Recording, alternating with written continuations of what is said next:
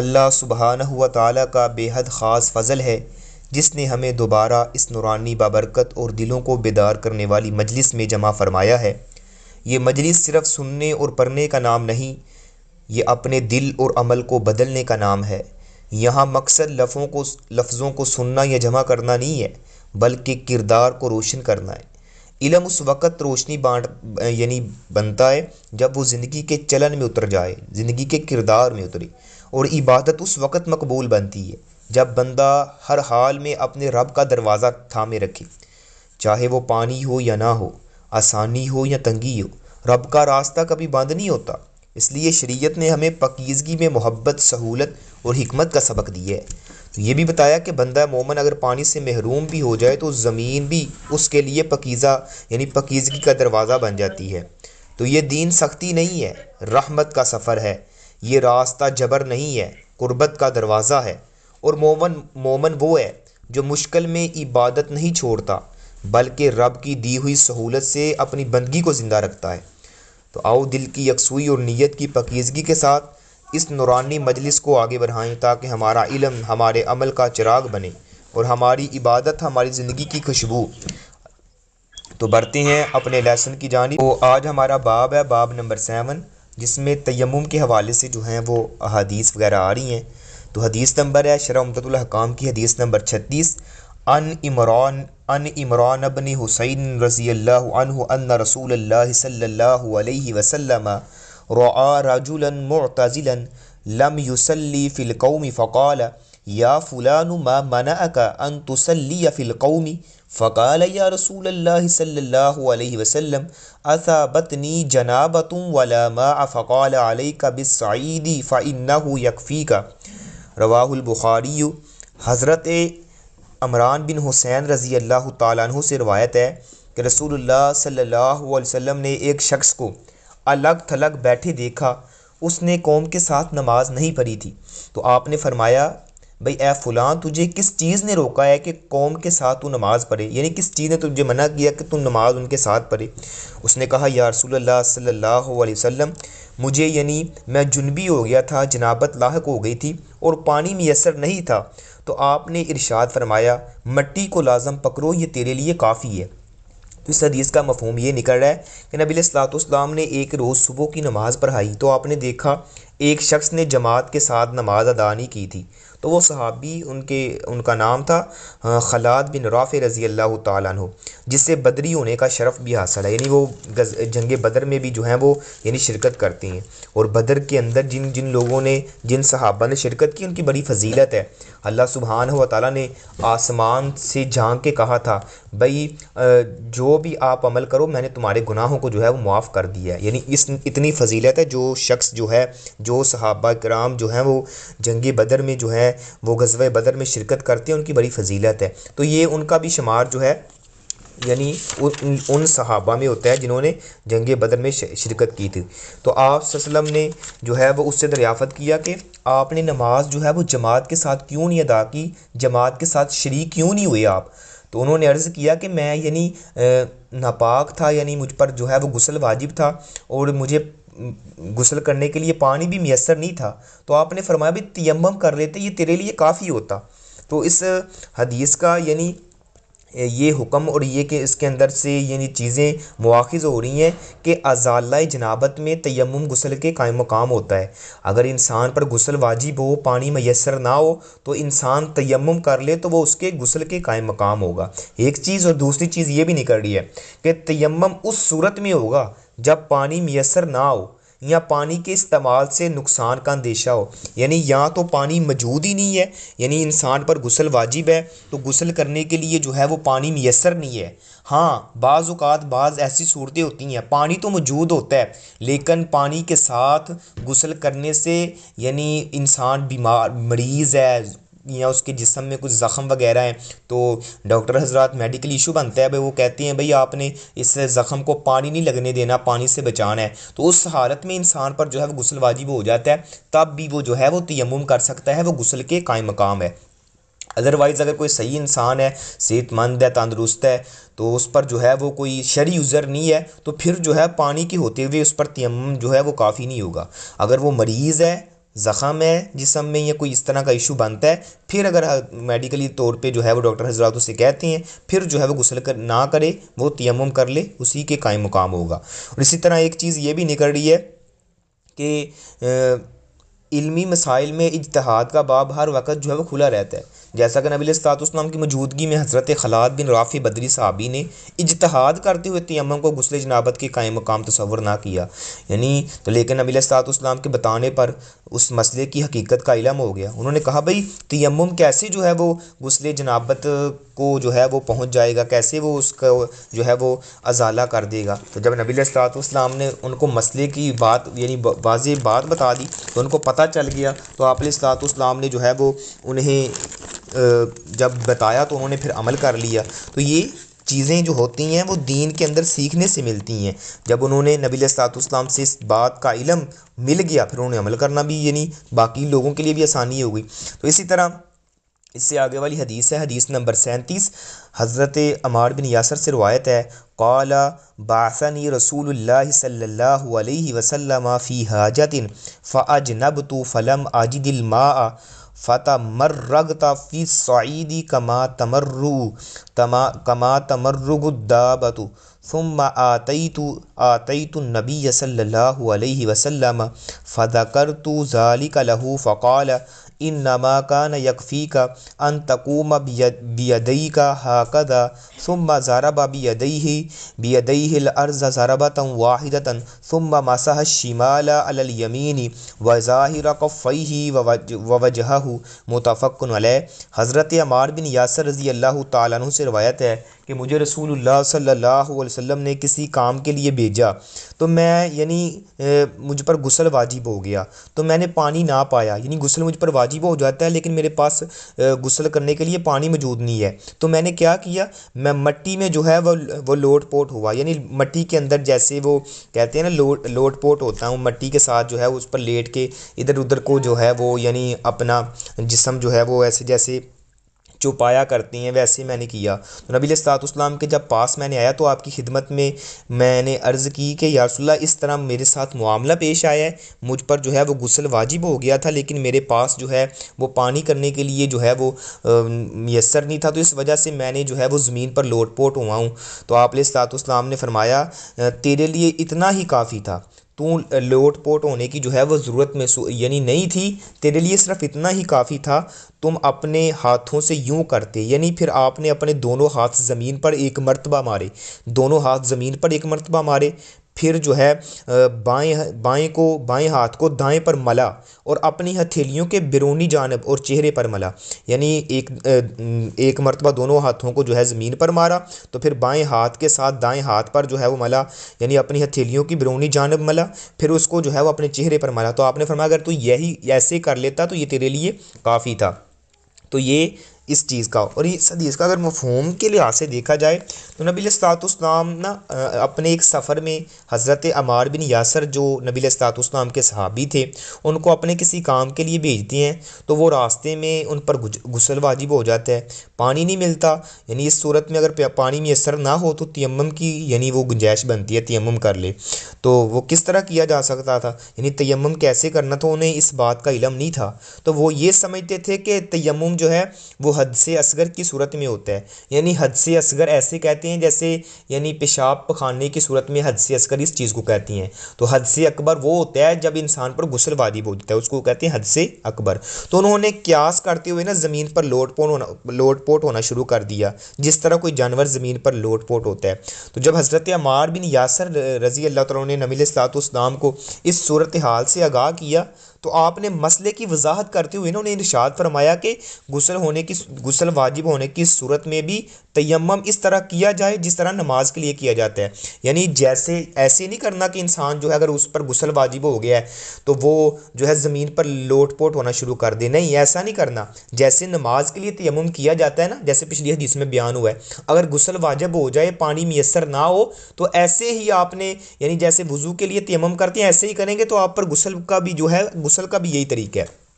تو یعنی غسل کے لیے بھی ایسے ہی کریں گے، اس کے لیے الگ زمین پر لوٹ پوٹ ہونا جو ہے وہ یہ نہیں ہے کہ زمین پر لوٹ پوٹ ہوا جائے، نہیں، جیسے وضو کے لیے تیمم کیا جاتا ہے، دونوں ہاتھ زمین پر ماریں، بائیں کو لیفٹ رائٹ پر جو ہے وہ ملیں، پھر اسی طرح جو ہے وہ اپنے چہرے پر اس طرح جیسے پچھلی حدیث میں بیان ہوا ہے، تو ایسے کریں گے تو اس پہ جو ہے وہ ازالہ ہو جاتا ہے۔ تو تیمم جو ہے وہ غسل جنابت کے قائم مقام ہوتا ہے، اب شرط ہے کہ پانی میسر نہ ہو۔ تو اس حدیث میں یہ بھی چیزیں نکلی ہیں کہ تیمم کرنے سے پہلے پانی تلاش کرنا چاہیے، یعنی پانی کو یہ نہیں ہے انسان بس بہانہ بنا لے بھائی میرے پاس تو پانی نہیں ہے، بھائی پانی تلاش کرے، اگر پانی نہ ملے تو پھر یہ جو ہے وہ عمل کر سکتا ہے۔ اور اسی طرح جو ہے تیمم اس طرح کیا جاتا ہے کہ دونوں ہاتھ زمین پر ایک دفعہ مارے جائیں، پھر انہیں اپنے چہروں اور دونوں ہاتھوں کی بلائی جانب جو ہے وہ مان لیا جائے۔ تو تیمم کرنے کا طریقہ جو ہے وہ یکساں ہی ہوگا، خواہ وہ غسل کی جگہ کیا جائے یا وضو کی جگہ کیا جائے۔ تو عبادت کے مسائل میں بھی بعض اوقات اجتہاد جو ہے وہ ضرورت کی اس کی پیش آ جاتی ہے۔ تو اگر مجتہد کا اجتہاد غلط ہو تو اور وہ اس کی بنا پر کوئی عبادت کر لیتا ہے تو بعد میں صحیح مسئلہ معلوم ہوتا ہے تو عبادت لٹانے کا حکم نہیں ہے، یعنی اب انہوں نے ایسے عمل کر لیا تھا تو اب ان کو نئے سرے سے علم ہوا ہے، نبی علیہ الصلوۃ والسلام نے اس کو آگاہ فرمایا تو انہوں نے پھر نئے سرے سے جو ہے وہ دوبارہ نہیں کیا، لیکن یہ ہے کہ نیکسٹ آئندہ کے لیے جو ہے وہ ان کو یہ ایک نیا سبق مل گیا۔ حدیث نمبر 38 ہے، عن جابر بن عبد اللہ رضی اللہ عنہما ان النبی صلی اللہ علیہ وسلم قال اوتیت خمسا لم یؤتہن احد من الانبیاء قبلی نصرت بالرعب میسرۃ شہر وجعلتی للعرض مسجدا وطہورا فأیما رجل من امتی أدركته الصلاة فليصلي وأهلت للمغانم ولم تحل لأحد قبلي وأوتيت الشفاعة وكان النبي صلى الله عليه وسلم يبعث إلى قومه خاصة وبعثت إلى الناس كافة، رواہ البخاری و رواہ مسلم۔ حضرت جابر بن عبداللہ سے روایت ہے کہ نبی علیہ الصلوۃ والسلام نے ارشاد فرمایا ہے کہ مجھے 5 چیزیں ایسی عطا کی گئی ہیں جو مجھ سے پہلے انبیاء میں سے کسی کو بھی نہیں دی گئیں، یعنی 5 چیزیں وہ کیا ہیں؟ 1 مہینے کی مسافت تک رعب اور دبدبے سے میری مدد کی گئی ہے، یعنی 1 مہینے کی مسافت پر میرا کوئی دشمن ہو نا تو اس پر جو ہے وہ میرا نام سن کر رعب اور دبدبا جو ہے وہ طاری ہو جاتا ہے کہ نبی علیہ الصلوۃ والسلام ہمارے ساتھ جو ہے وہ مقابلہ کرنے کے لیے جنگ کے لیے آنے والے ہیں، تو 1 مہینے کی مسافت دور بھی دشمن ہونا تو ان پر رعب اور دبدبے کے ساتھ میری مدد کی گئی ہے۔ اسی طرح دوسری کیا ہے کہ میرے لیے زمین کو مسجد اور پاک بنا دیا گیا ہے، لہٰذا میری امت کے جس شخص کو جہاں نماز کا وقت آ جائے وہی نماز پڑھ لے۔ تیسرا کیا ہے؟ میرے لیے مال غنیمت جو ہے وہ حلال کر دیا گیا ہے اور مجھ سے پہلے کسی کے لیے حلال نہیں تھا۔ چوتھا کیا ہے؟ مجھے شفاعت کا حق دیا گیا ہے۔ پانچواں یہ ہے کہ ہر نبی کو خاص طور پر اپنی قوم کی طرف بھیجا گیا ہے اور مجھے تمام لوگوں کی طرف نبی بنا کر بھیجا گیا ہے۔ یہ بخاری کے اندر بھی حدیث آتی ہے، مسلم کے اندر بھی آتی ہے۔ تو اس حدیث کو اگر مفہوماً انداز سے دیکھا جائے تو اس حدیث مبارکہ میں نبی علیہ الصلوۃ والسلام نے اپنی 5 ایسی خصوصیت کا تذکرہ کیا ہے جو آپ سے پہلے کسی نبی کو بھی عطا نہیں کی گئی، یعنی کسی نبی کو بھی دی نہیں گئی۔ وہ کیا ہے کہ نبی علیہ الصلوۃ والسلام کو جو ہے وہ دشمن سے ابھی 1 مہینے کی مسافت دور ہوتے تھے، لیکن دشمن آپ کی پیش رفت کا سن کر لرزہ جو ہے اس پر طاری ہو جاتا تھا، اس کے حوصلے پست ہو جاتے تھے، چہروں پر ہوائیاں اڑنے لگتی، دل ان کے ڈوبنے لگتے، صفوں میں انتشار پیدا ہو جاتا۔ تو اللہ تعالیٰ نے جو ہے وہ آپ علیہ الصلوۃ والسلام کو یہ ایک بہت بڑی جو ہے وہ مدد دی ہوئی تھی۔ اور اس طرح دوسری یہ کہ اللہ تعالیٰ نے نبی علیہ الصلوۃ والسلام کے لیے پوری زمین کو مسجد کا درجہ دے دی ہے، لہٰذا آپ کی امت کا کوئی فرد جہاں بھی نماز کا وقت ہو جائے وہی نماز ادا کر سکتا ہے۔ پہلی امتیں اپنی مخصوص عبادت گاہوں کے علاوہ کہیں بھی عبادت کا جو ہے وہ فریضہ ساری انجام نہیں دے سکتی تھی، لیکن امت محمدیہ پر یہ اللہ تعالیٰ کا کرم ہے کہ پوری زمین کو مسجد بنا دیا گیا ہے، جہاں جس کا جی چاہے وہ نماز ادا کر سکتا ہے، بشرطے کہ وہ ممنوعہ مقامات نہ ہو، یعنی انسان باہر کھیتوں میں کام کر رہا ہے، باہر جو ہے وہ کسی ایسی جگہ پہ ہے جہاں پہ مسجد نہیں ہے اور مسجد کا یعنی اس طرح کا نہیں ملتا، تو وہ کیا کرے بھائی، جہاں بھی اس کو جو ہے وہ نماز کا ٹائم ہو جائے وضو کرے، وضو کرنے کے بعد جو ہے وہ نماز پڑھ سکتا ہے۔ ایک حدیث میں آتا ہے اگر باہر کھیتوں میں ہے تو اس کا جی چاہتا ہے کہ میں جو ہے وہ جماعت کا ثواب لوں، جماعت کے ساتھ جیسے جتنا نماز پڑھنے کا ثواب ملتا ہے میں ویسا جو ہے وہ ثواب لوں، تو وہ ایسا کرے، وہاں پہ جو ہے وہ اذان دے اکیلا ہی اور کیا کرے پھر تکبیر کہہ کر خود ہی جو ہے وہ نماز سٹارٹ کر دے، اللہ سبحانہ و تعالیٰ اس کے پیچھے اپنے پاک بات فرشتوں کے صفحے یعنی باندھ دیتی ہیں اور اسے جو ہے وہ جماعت کے ساتھ نماز پڑھنے کا ثواب ملتا ہے۔ یعنی کتنی فضیلت ہے۔ پہلے انبیاء میں سے کسی یعنی پہلے جتنے بھی لوگ ہیں ان کو ایک خاص جگہ یعنی جگہ ان کے لیے متعین ہوتی تھی، وہاں انہوں نے نماز پڑھنی ہوتی تھی، لیکن امت محمدیہ کو یہ شرف ملا ہے کہ جو ہے وہ زمین ان کے لیے ساری کی ساری جو ہے وہ پاک ہے، تو اس کے لیے جو ہے وہ وہاں پر ہی نماز پڑھ سکتی ہیں۔ چند چیزیں چند جگہیں ایسی ہیں جہاں پر جو ہے وہ نماز پڑھنے سے جو ہے وہ منع کیا گیا ہے، وہ کیا ہے؟ وہ ان میں جو ہے وہ جہاں پہ کوڑا کرکٹ پھینکا جاتا ہے وہاں پہ نماز نہیں پڑھ سکتا، اسی طرح جو ہے وہ اونٹوں کے بارے کے اندر جو ہے وہ نماز نہیں پڑھ سکتا، اسی طرح جو ہے وہ حمام کے اندر نماز نہیں پڑھ سکتا، یعنی چند جگہ ایسی ہیں جہاں پہ نماز پڑھنے کی ممانعت ہے۔ اس کے علاوہ ادروائز جہاں پہ بھی وہ نماز پڑھے گا اللہ سبحانہ و تعالیٰ اس کی نماز کو ایکسیپٹ کر لیں گے۔ اور اسی طرح اس کے اندر سے یہ بھی چیز نکل رہی ہے تیسرے نمبر پہ کہ غنیمت کا مال جو دوران جنگ کفار سے حاصل کیا جاتا ہے تو اس کے استعمال کو نبی علیہ الصلوۃ والسلام کے لیے حلال قرار دے دیا گیا ہے۔ یعنی مال غنیمت اسے کہتے ہیں جب کافروں کے ساتھ مسلمانوں کی جنگ ہوتی ہے نا، تو مسلمانوں کو فتح مل جاتی ہے، کافر جو ہیں وہ اپنا مال وغیرہ چھوڑ کے جو ہیں وہ بھاگ جاتے ہیں، سواریاں وغیرہ ساز و سامان، تو یہاں پھر جتنی وہ ان کی جتنی بھی چیزیں ہوتی ہیں تو وہ مسلمانوں کے ہاتھ میں لگ جاتی ہیں، تو یہ چیزیں اللہ تعالیٰ نے امت محمدیہ پر حلال کی ہے۔ اس سے پہلے جتنی بھی قومیں تھیں ان کا جتنا بھی مال ہوا کرتا وہ ایک جگہ ڈھیر لگایا جاتا، آسمان سے بجلی آتی تو وہ اسے جو ہے وہ یعنی کھا لیتی، ایسے جلا کے راکھ کر دیتی، لیکن امت محمدیہ کو یہ اللہ تعالیٰ نے شرف دیا ہے کہ وہ مال غنیمت جو ہے حلال کیا گیا ہے، اس کو کہتے ہیں مال غنیمت۔ تو قیامت کے دن ایک چیز چوتھے نمبر پہ یہ ہے کہ قیامت کے دن اللہ سبحانہ و تعالیٰ اپنے رسول مقبول صلی اللہ علیہ وسلم کو شفاعت کبریٰ کا حق جو ہے وہ تفویض فرمائیں گے، یعنی عطا فرمائیں گے۔ وہ کیا ہے؟ وہ کیا ہے کہ آپ جب سجدے میں پڑے ہوں گے تو اللہ تعالیٰ فرمائے گا، یعنی آپ علیہ الصلوۃ والسلام کو اللہ تعالیٰ جو ہے وہ حق عطا فرمائیں گے نا کہ وہ آپ علیہ الصلوۃ والسلام کو کہ آپ شفاعت کبریٰ یعنی سفارش کریں۔ سارے لوگ جو ہیں پہلے سیدنا آدم علیہ الصلوۃ والسلام کے پاس آئیں گے، بھئی آپ جو ہے سارے انبیاء کے سارے ولد آدم ہو، تمام جو ہے جتنی بھی اولاد ہے اس کے باپ ہو، تو آپ ہمارے ہاں اللہ کے سفارش کریں، تو وہ انکار کر دیں گے، وہ حضرت عیسیٰ علیہ الصلوۃ والسلام کی طرف بھیجیں گے، آپ کلمۃ اللہ ہو، اللہ نے آپ کو یعنی روح کہا ہے، تو ایسے جو ہے آپ ہماری سفارش کریں، وہ بھی انکار کر دیں گے، وہ اور نبی کی طرف بھیج دیں گے، موسیٰ علیہ السلام کی طرف، موسیٰ علیہ السلام جو ہے وہ اس طرح ایسے آگے آگے بھیجتے جائیں گے، لیکن لاسٹ میں جو ہے وہ سارے کہیں گے بھئی ایسے کریں، نبی علیہ السلام کی طرف جائیں، وہ آپ کی سفارش کریں۔ تو جب آپ علیہ السلام کے پاس آئیں گے، آپ علیہ السلام کو اللہ تعالیٰ نے جو ہے یہ یعنی شفاعت کبریٰ کا یعنی حق عطا کیا ہے، تو آپ علیہ السلام جو ہے سجدے میں یعنی ڈالیں گے، تو قیامت کے دن اللہ سبحانہ و تعالیٰ آپ کو کچھ ایسے کلمات جو ہیں وہ اس وقت الہام کریں گے، وہ کلمات کے ساتھ آپ دعا کریں گے، تو اللہ تعالیٰ فرمائے گا